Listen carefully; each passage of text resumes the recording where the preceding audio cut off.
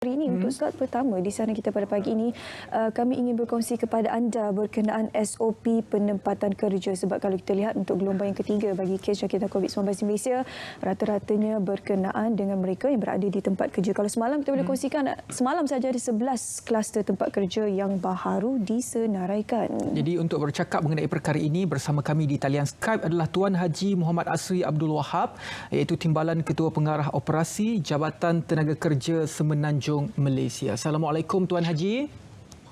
Waalaikumsalam warahmatullahi wabarakatuh. Ya, Tuan Haji, selamat pagi semua. Selamat pagi. Jadi Tuan Haji, kita mulakanlah dahulu. Akta 446 merupakan akta standard perumahan dan juga penginapan dan kemudahan pekerja 1990. Jadi apabila kita melihat ordinan darurat telah pun diisytiharkan baru-baru ini, terdapat beberapa perkara yang telah pun diubah. Jadi apakah perbezaan tersebut dan juga apakah signifikannya dalam situasi pandemik COVID-19 pada ketika ini? Lebih dahulu saya ingin mengucapkan terima kasih kepada saudara Ridwan dan juga Suhaida dan juga rancangan Selamat Pagi Malaysia pada hari ini kerana telah menjemput Jabatan Tenaga Kerja Semenanjung Malaysia untuk bersama-sama pada pagi ini berkongsi berkaitan dengan Akta Standard Minimum Perumahan, Penginapan dan Kemudahan Pekerja 1990 pindaan 2019. Seperti mana yang saudara Ridwan sebut tadi, so dalam ordinan darurat kita telah membuat pindaan di dalam akta, kita sebut akta 446 lah, mudah aja akta 446 ni, di mana kalau kita tengok pada hari ini kluster di tempat kerja, sebab kita sebenarnya kita mempunyai hasrat yang sama, objektif yang sama untuk kita menurunkan penularan COVID-19 ini, dan banyak penularan COVID-19 ini ialah di tempat kerja. Kita kata kluster di tempat kerja. Puncanya kerana tidak ada SOP, berlakunya kesesakan tempat tinggal dan sebagainya. Kadang-kadang satu rumah tu sepatutnya jumlah yang 10 orang diduduki sampai melebihi 30 orang dan sebagainya. Itulah antara puncanya menyebabkan penyebaran COVID-19 ini begitu pantas dan cepat di tempat kerja.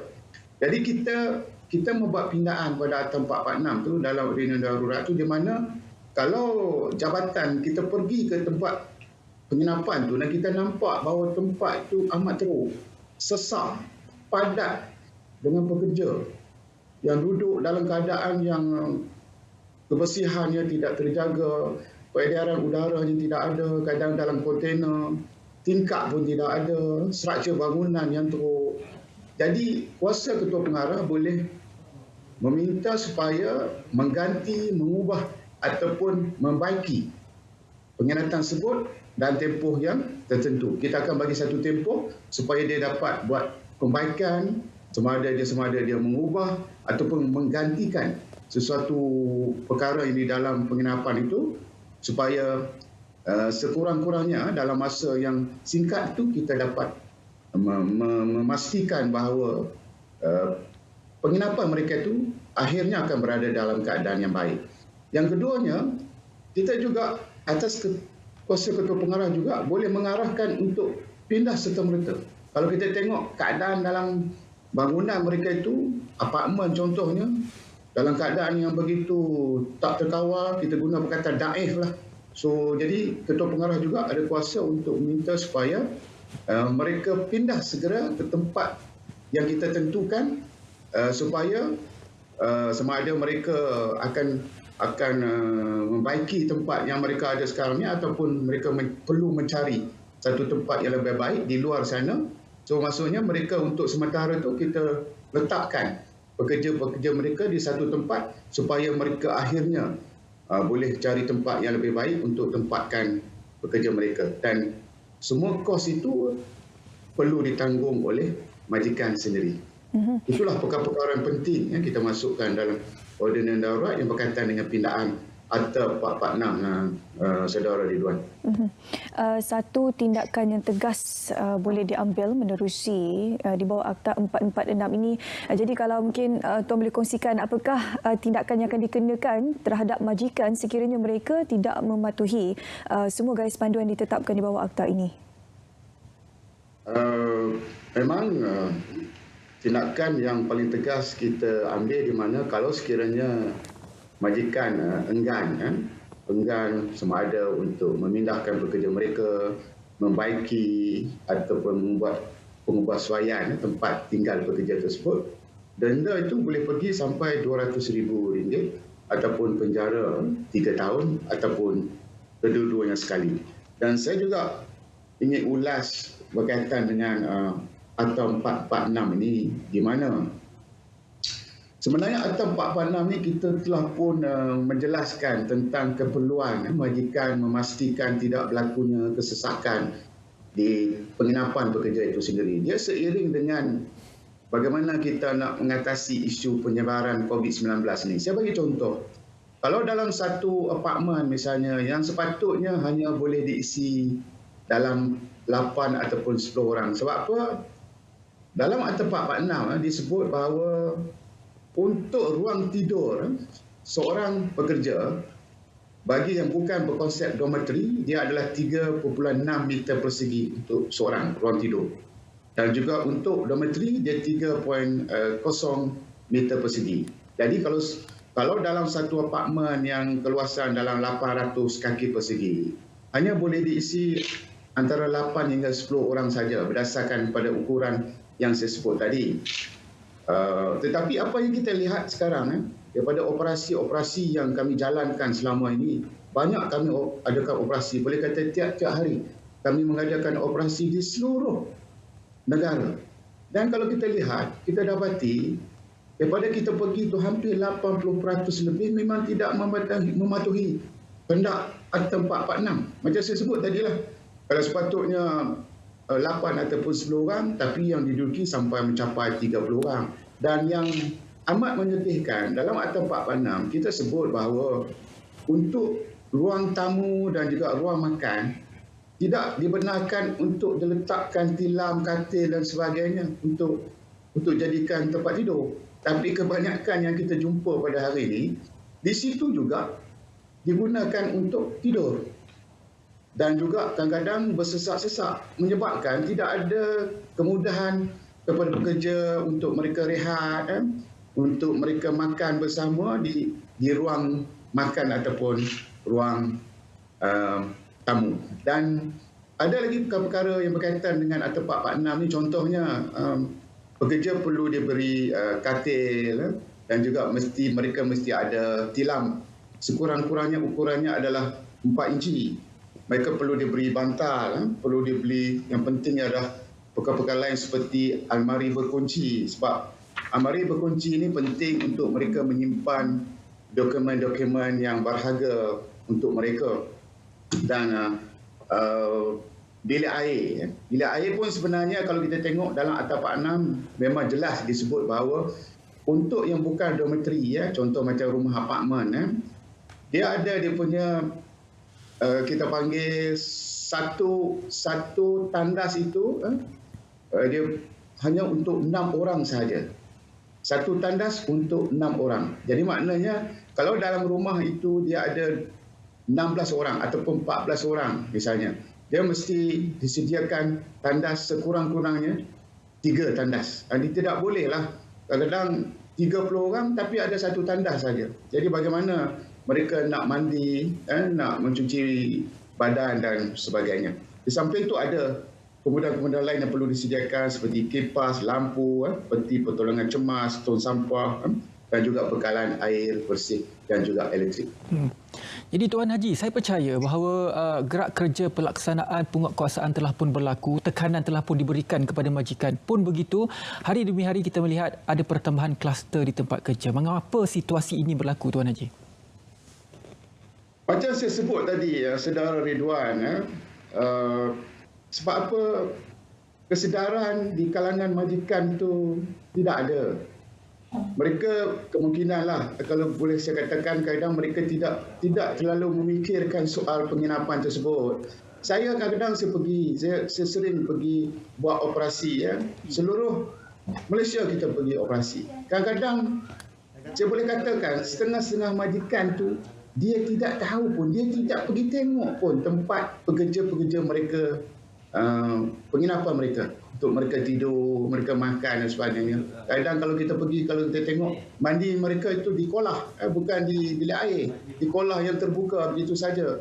Tempat tidur pun kadang-kadang tidak ada peredaran udara langsung, tidak ada peredaran langsung. Kadang-kadang dalam keadaan dalam kontainer yang begitu sempit, apalagi kalau kita nak cerita tentang kebersihan. Dan kadang-kadang amat membahayakan kita sebenarnya ialah di dalam bilik tidur mereka itu macam-macam ada. Saudara Ridwan dengan Cik Suhaida, kadang-kadang tempat tidur mereka itu ada tong gas, ada beras, ada cili, ada segalanya yang untuk mereka masak. Sedangkan masak tu sepatutnya mereka buat di luar di sana. Perlu disediakan untuk ruang masak. Bukan semuanya diletakkan di dalam bilik tidur mereka. Sebab itu saya di sini, saya selalu sebut kepada majikan, sebenarnya dalam Akta 446 pun disebut bahawa mereka perlu melantik penyelia, supervisor yang menguruskan penginapan mereka. Sebab itu bila mereka ada penyelia, saya bagi contoh, katalah di dalam satu bangunan itu, katalah majikan menyewa mungkin 30 apartmen, 30 apartmen dalam satu bangunan. Jadi bila kita masuk ke dalam satu apartmen, sepatutnya di hadapan pintu apartmen itu, majikan sudah boleh tentukan di dalam apartmen itu berapa orang pekerja diletakkan di situ. Jadi cara nak menentukan berapa orang bekerja adalah senarai nama penginap di apartmen itu adalah diletakkan di depan pintu sebelum kita nak masuk. Jadi kita boleh tahu di dalam itu ada berapa orang, sama ada 10, ada 8 dan terus kita letak nama di hadapan itu. Kadang-kadang bila kita pergi, kita buat pemeriksaan, memang tidak ada nama dekat depan pintu. Bila tidak ada nama, kita pun tak tahu sebenarnya. Dia kata okey dalam ni kadang dia kata ada 8 orang saya. Cik. Tapi sebenarnya sebab kebanyakan apabila kita pergi pada siang hari, majoriti tu pergi bekerja. Adalah kalau yang shift malam tu mungkin ada 2 orang atau 3 orang yang tidur. Jadi mereka boleh kata bahawa di dalam ni hanya ada 8 ataupun 10 orang, tapi sebenarnya dia boleh pergi sampai 20, 30 orang. Sebab itu supervisor itu penting untuk kita menentukan tugasnya.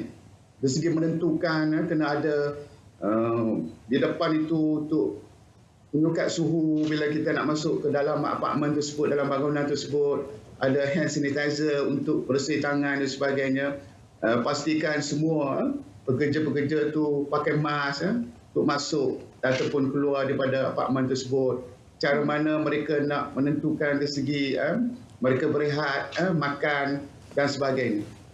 Dan semua itu adalah tugas penyelia. Dan yang paling penting adalah untuk nak mengatasi isu penularan COVID-19 ini, penyelia juga perlu peka kalau sekiranya berlaku segi kesihatan kepada pekerja pengundi-pengundi tersebut, mungkin ada masalah demam dan sebagainya, perlu dibawa segera ke klinik yang berdekatan.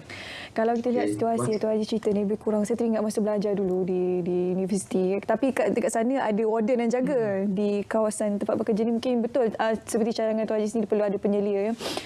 Jadi mungkin apa harapan daripada Tuan Haji secara ringkas di bawah Akta 446 ini agar majikan lebih mematuhi dan seterusnya dapat mengurangkan dan juga dapat mengelak daripada jangkitan COVID-19 untuk pekerja warga asing?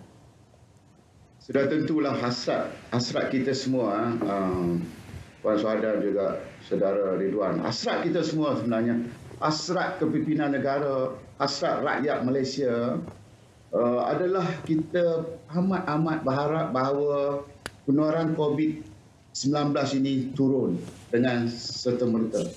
Dan caranya antara salah satunya ialah majikan perlu bersama-sama dengan kerajaan, dengan jabatan tenaga kerja, menggembling tenaga, berganding bahu untuk memastikan bahawa kluster di tempat kerja ni kita sifarkan terus. Tidak ada lagi lepas ini sebut kluster tempat kerja. Caranya adalah majikan perlu memastikan bahawa penginapan pekerja mereka itu mematuhi Akta 446. Itu yang paling penting. Akta Standard Minimum Perumahan Penginapan dan Kemudahan Kerja 1990, mereka patuh kepada akta tersebut dan saya yakin kalau mereka patuh pada akta tersebut, so dalam secara tidak langsung di samping mereka mematuhi kehendak undang-undang berkaitan dengan penginapan, kita percaya dan saya yakin bahawa penularan COVID-19 di tempat kerja, di kluster tempat kerja, kita boleh kurangkan ataupun mungkin hasrat kita bersama kita boleh sifarkan untuk masa hadapan. Itulah hasrat kita bersama.